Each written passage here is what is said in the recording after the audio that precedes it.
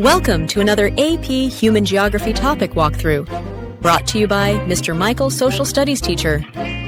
This video is here to help you fill out your lecture notes, understand the big ideas, and maybe even laugh once or twice.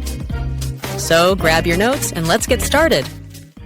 Okay, besties, buckle up, because we're about to time travel to the moment humanity said, yeah, let's stop chasing animals and just vibe with some crops.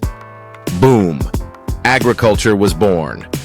Cue 12,000 years of drama, glow-ups, and global farming chaos. Since then, humans have been out here terraforming the planet, chopping forests, herding goats across deserts, building rice terraces like IRL Minecraft, and somehow growing tomatoes in literal greenhouses on ice islands. Agriculture isn't just planting stuff. It's a whole lifestyle. It shapes where we live, what we eat, and how TikTok reacts when food prices spike. And this unit? We're spilling the tea on how Earth's physical geography and climate basically control the farming playlist. It's giving Mother Nature sets the stage, but humans direct the show. Grab your water bottle and your attention span. This unit's about to be fertile with facts. First, let's break this down like a group project on 0 hours of sleep. The way we farm? It's not random. It's all about that earth energy, climate, terrain, and whether the soil is serving nutrients or just pure dust. Some zones are built for the plant parent life, warm, moist, and perfect for tropical crops. Others are dry, dramatic, and forcing farmers to get creative with goats and prayer. Then we've got the farming styles. Intensive is your overachiever friend. Max productivity, high input, stressed but thriving. Think greenhouses, plantations, and market gardening with tractors doing backflips. Extensive is more chill. Bigger space, less effort. You've got nomads herding across dry lands or slash and burn crews deep in the rainforest jungle. Bottom line? Geography isn't just background scenery, it's the main character. And just wait, because the next part breaks down exactly which types of environments match up with which types of agriculture. It's giving matchmaking, but with dirt.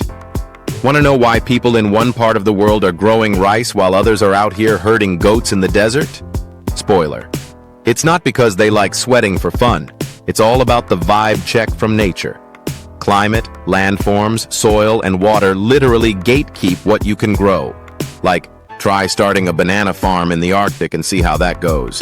You've got tropical zones serving lush rainforests and plantations, dry lands doing the bare minimum with nomadic herding, and temperate regions pulling off all kinds of hybrid farming wizardry.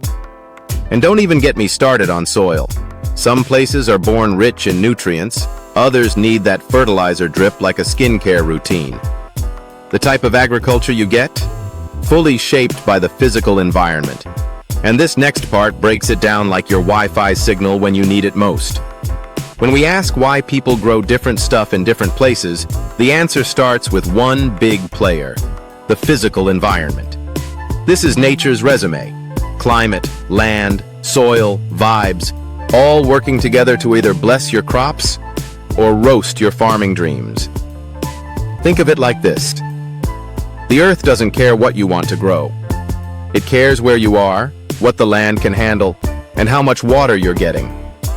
And now that we've officially met the main character, let's break down exactly how climate zones, landforms, and soil types decide what goes on your dinner plate.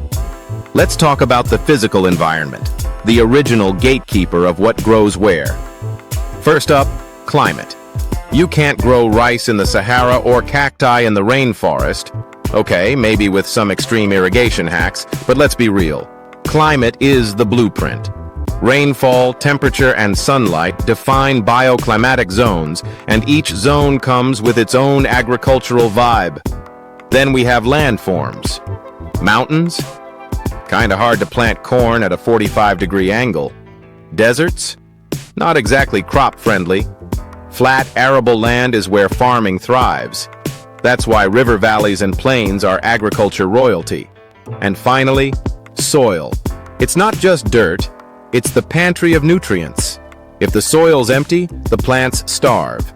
Farmers either need naturally rich soil or they have to go full mad scientist with fertilizers to make things grow. Let's zoom in now on the tropical and subtropical zones, where heat, rain, and green overload meet agriculture head-on. Yo, welcome to the tropics, where the vibes are hot, the rain is non-stop, and the plants are in full sleigh mode. These zones are basically nature's version of a 24/7 jungle rave. High temps, thick humidity, and hella rainfall. It's giving rainforest core. In this climate, agriculture hits two main modes. First, shifting cultivation, also known as slash and burn. Farmers dip into the forest, clear some space, plant for a few years, then bounce to a new spot so the land can recover. Think nomadic farming, but make it eco-ish. It's old-school sustainable, until population pressure starts throwing off the balance. Then there's plantation agriculture, the corporate cousin. We're talking massive farms growing cash crops like bananas, sugarcane, coffee, and tea, usually for export. These setups are kind of colonial leftovers, often controlled by companies and sometimes still sketchy on labor practices. This region is so stacked with vegetation that if you drop a mango pit, you might grow a forest. But the soil? It gets wrecked fast once you remove the trees. That's why farmers in these zones have to keep switching it up, or they risk serious crop burnout. Want to see this in action? Check out places like the Amazon Basin, Central Africa, or Southeast Asia, all rocking that tropical agriculture lifestyle. Now, imagine going from green overload to dry, dusty minimalism. We're heading into the deserts and drylands. Time to head into the drylands. The desert zones, where the heat is relentless, the rain forgot to RSVP, and vegetation is out here playing hide and seek. These regions are tough terrain, but humans? Even tougher. Agriculture still goes down here, just with a whole different playbook. Pastoral nomadism is the OG desert hustle. Instead of planting crops, people raise animals, goats, camels, sheep, and keep it moving. They follow the rain, or what's left of it, letting their herds graze and dip before the grass ghosts them. It's a survival game rooted in ancient tradition, and it's still alive in parts of North Africa, the Middle East, and Central Asia. Then we've got livestock ranching, which is like the bougie upgrade. It's more stationary, often involves fencing, and caters to big markets. Think huge cattle operations in places like the western US, Australia, or parts of Argentina, raising meat in bulk where not much else will grow. Deserts and semi-arid lands are no joke. The soil is sandy, water is scarce, and the sun doesn't take breaks. So these farming styles are all about adaptation and mobility. No cap, it's giving survival of the most resourceful. Now that we've roasted in the sun, let's cool it down and check out the temperate zones, where the seasons shift, the grains thrive, and the ag game goes mainstream. Welcome to the temperate zone, where farming pulls up with the ultimate variety pack. These regions get moderate rainfall, seasonal changes, and just the right temps to not totally wreck your crops. And because nature's on medium difficulty here, humans go all in with a buffet of agricultural styles. First up, mixed crop and livestock farming. It's giving team synergy. Farmers grow crops like corn and soybeans, then use them to feed their animals. And the animals? They pay rent in milk, meat, and money. This is huge in places like the Midwest US and Central Europe. Then there's commercial grain farming, which is all about producing wheat and other grains at scale. Think, giant fields in the US, Canada, and Russia growing your future cereal, pasta, and bread. Farmers aren't feeding their families. They're feeding the entire processed food industry. Market gardening is also popping here. We're talking strawberries in California, tomatoes in the southeastern US, and every fruit stand aesthetic you've ever seen on a summer road trip. These are usually small, high-output farms that rely on migrant labor and heavy machinery to pump out fresh produce. And of course, we've got Mediterranean agriculture, the chill coastal cousin of temperate farming. It thrives in places like Spain, Italy, and parts of Australia. Hot, dry summers and wet winters are perfect for growing grapes, olives, citrus, and flexing hard on charcuterie boards everywhere. Basically, if Earth had a farming sweet spot, this would be it. Temperate zones are stable, productive, and agriculturally stacked, but climate isn't the whole story. Humans aren't just passive NPCs in nature's game. Let's talk about how we hack the system with tech and innovation to grow crops in places Mother Nature didn't exactly approve. Environmental possibilism is basically humans saying, "Nice try, nature, but we got tools." Instead of letting climate, landforms, or soil boss us around, people level up with tech and strategy to work with or even against the environment. Too cold or rainy? Boom. Greenhouses. These controlled spaces let farmers grow strawberries in Iceland or lettuce in the desert. High-key genius. Got a mountain in the way? No sweat. Terrace farming is like turning the landscape into giant agricultural stairs. You'll see it across Southeast Asia where rice paddies curve down the hills like nature's amphitheater. Soil lacking that vitamin N, nutrients. Enter fertilizers and slash-and-burn farming. The latter is risky though. It boosts short-term fertility, but long-term? You're walking a tightrope with deforestation and soil damage. And when water isn't cooperating, humans intervene, with irrigation systems that bring water where it ain't, or draining wetlands to make space for crops. Though that's kinda controversial now because, well, ecosystems matter. Moral of the story? We don't just vibe with the environment, we remix it. But those remixes come with consequences. Every human adjustment changes the sustainability game, for better or worse. Next, we're taking it global, zooming out to look at how economic forces shape agriculture across borders. Let's run it. So far, we've seen how climate and land shape farming, but now we're talking cold, hard cash. Economic factors flip the script on what kind of agriculture makes sense.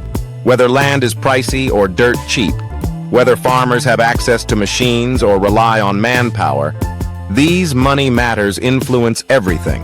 What gets planted, how it's harvested, and who's doing the work.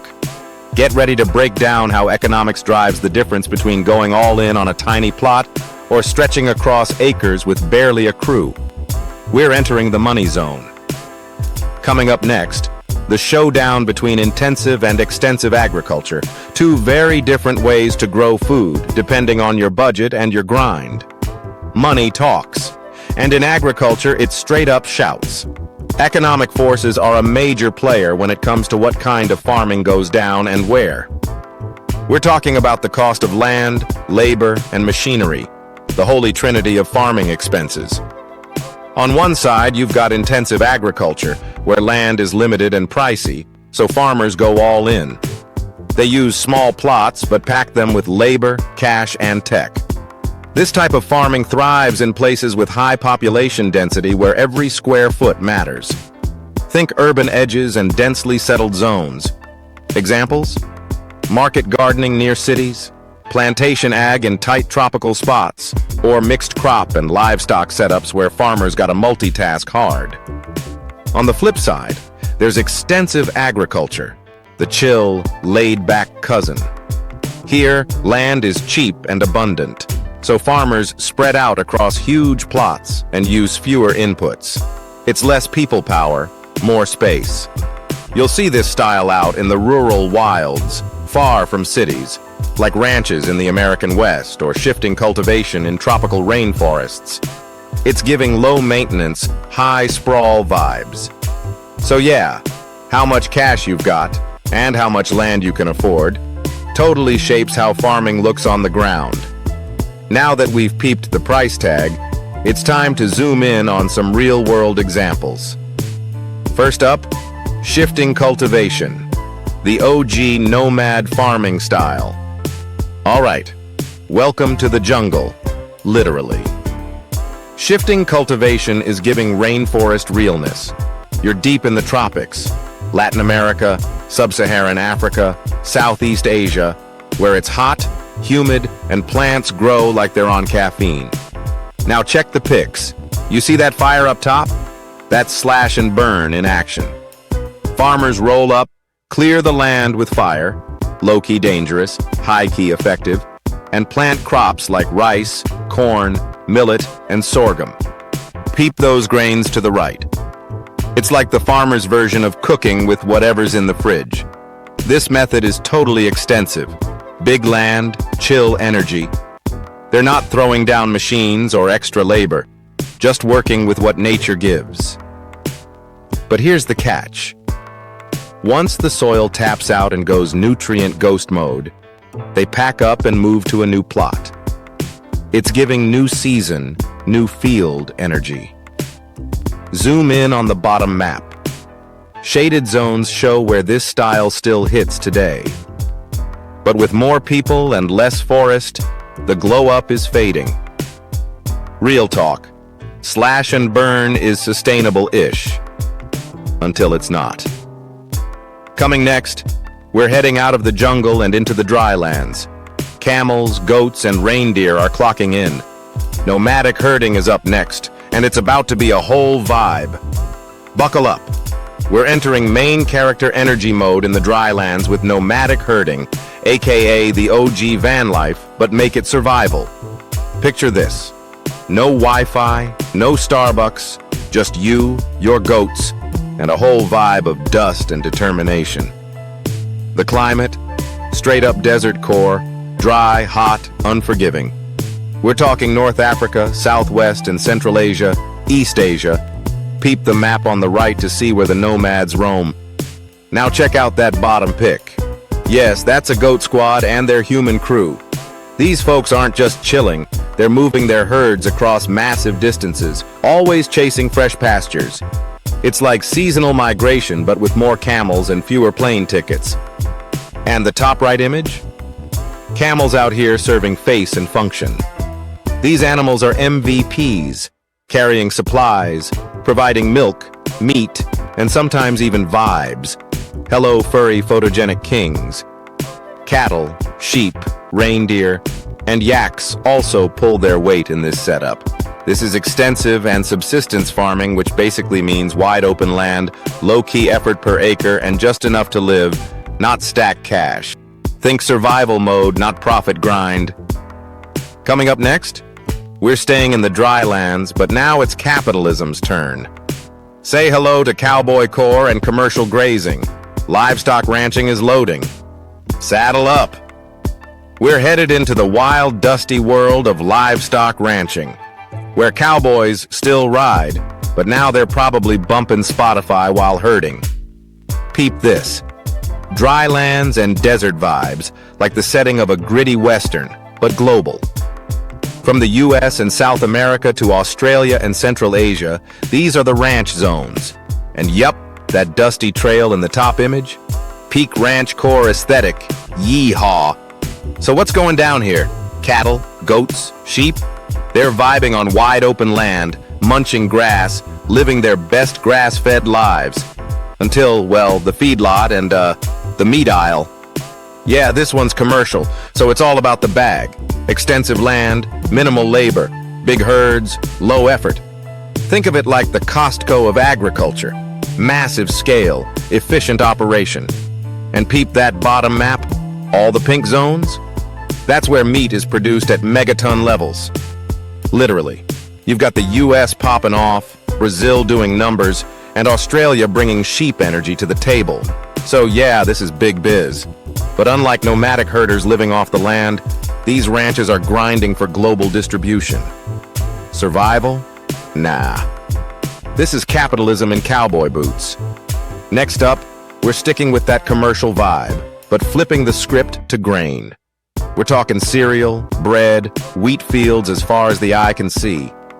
Let's roll into commercial grain farming. Next up, the world of commercial grain farming, aka the breadwinner of agriculture. Literally. We're talking mid-latitude zones, places that are too dry for your salad vibes but perfect for fields of wheat stretching farther than your Wi-Fi signal in rural areas. You'll find this setup popping in the US, Canada, Russia, China, basically the wheat belt of the planet. Peep that brown gold map up top. It's giving global grain game unlocked. Now check those pics at the bottom. On the left, it's giving cottagecore IRL with someone hand harvesting grain. But on the right, that's big agri-energy. Giant machines out here looking like transformers, pulling wheat like it's harvest season on hard mode. So what's the vibe here? Farmers grow wheat, mainly, not for their fam, but to sell to food companies. We're talking bulk ingredients for cereal, noodles, toast, whatever carbs you're living off. It's extensive agriculture, meaning it's all about big land, fewer workers, and machine power doing the heavy lifting. Bottom line, it's commercial, it's efficient, and it's not about vibes. It's about volume. Up next, we're going from wheat to eats. Fruits, veggies, and everything fresh. Let's slide into market gardening. Say hello to market gardening, aka commercial gardening, aka truck farming. And no, they're not growing actual trucks. Sorry, Transformers fans. This is the fast food drive-through of farming. Crops like lettuce, broccoli, apples, oranges, and tomatoes are grown on speed mode. It's all about fresh produce pulled straight from the field and rushed to processors or big stores before it even knows what hit it. You'll see these farms pop off in warm mid-latitude zones. Think places like California, Florida, and even Australia. That green map in the top right? That's showing you the US horticulture MVPs. Peep the bottom photo. See those workers moving through rows of produce like it's an IRL version of Farmville? That's the hustle. These farms are intensive, meaning they rely big time on migrant workers and techie machines to keep things moving. It's giving grind culture, but make it agricultural. And this type of farming is fully commercial. It's not about feeding the farmer's fam, it's about stacking that export coin.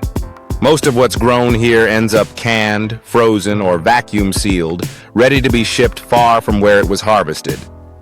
Now we're pivoting from fresh fruits and veggies to something a bit more extra. Welcome to the drama and legacy of plantation agriculture. Stay tuned. Plantation agriculture, where the crops slay, the tropics stay sweaty, and the global market is always hungry. These mega farms are posted up in tropical zones: Latin America, Sub-Saharan Africa, Southeast and South Asia. You see that map? It's like a heat map of your favorite exports. Cocoa and coffee are vibing in Africa, rubber's all over Southeast Asia, and bananas are doing their thing in Central America. Now let's talk main characters. These farms specialize, like Hyperfocus Level 100. It's giving, I only do one thing, but I do it well.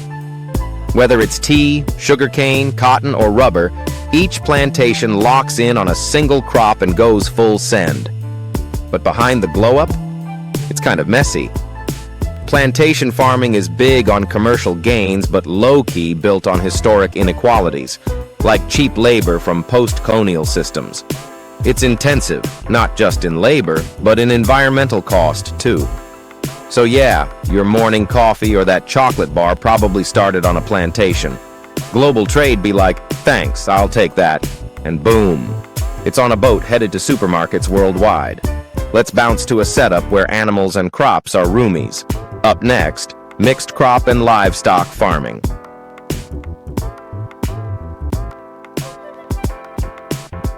Say hello to Mediterranean agriculture, basically the coastal bougie cousin of farming. It's got the mild, wet winters, the hot, dry summers, and the vibe.